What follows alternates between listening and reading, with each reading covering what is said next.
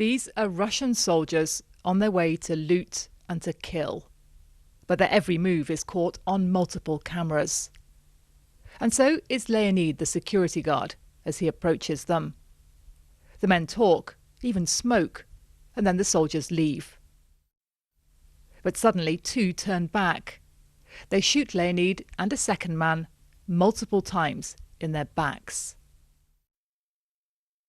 Leonid somehow survives. His boss dead, the guard staggers back to his hut and starts phoning for help. I met one of the friends Leonid called that day.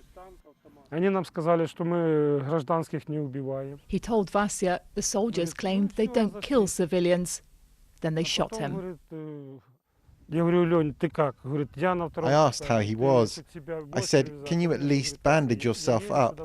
And he said, "Vasya, I barely crawled here. Everything hurts so much. I feel really bad." So I told him to hang in there and started calling the territorial defense. The Russians drove a stolen van, daubed with their V symbol and the words Russian Tank Special Forces. And this is the man we saw shooting, now helping himself to a drink. He has no idea he's being filmed. No one does, until it's too late. And all this time, Leonid is hiding in here, bleeding heavily. Weeks later, we found his clothes and mattress bundled up outside. He died before help could reach him. I met the men who tried to save Leonid, Sasha and Kostya, who sold air conditioning before the war. As they rushed to the scene that day, they tried to reassure Leonid that he'd make it, but they were scared themselves. We went there knowing the risk, under fire. We knew the Russians would come back, and they had tanks, and we only had our guns. So our chances were not equal, but we had to go and get him. They show me how the nearby road looked in those days, with Russian tanks rolling past their positions.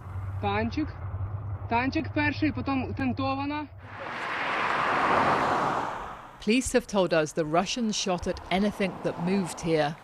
They found the bodies of 37 civilians on just this stretch of road.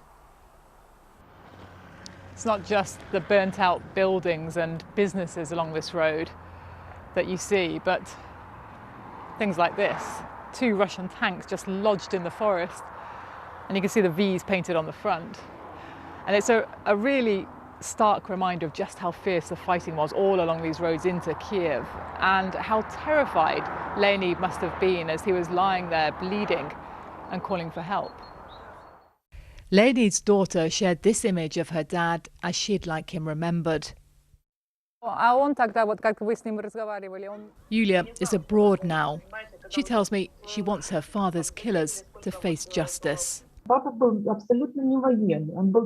My dad was not a military man at all. He was a pensioner. They killed a 65-year-old. What for? I'm not so much furious as full of grief and fear. These damn Russians are so out of control that I'm afraid of what they might do next. Leonid never returned to his home or his pets. Another life stolen by Russian troops, now notorious for their brutality. Sarah Rainsford, BBC News, Kiev.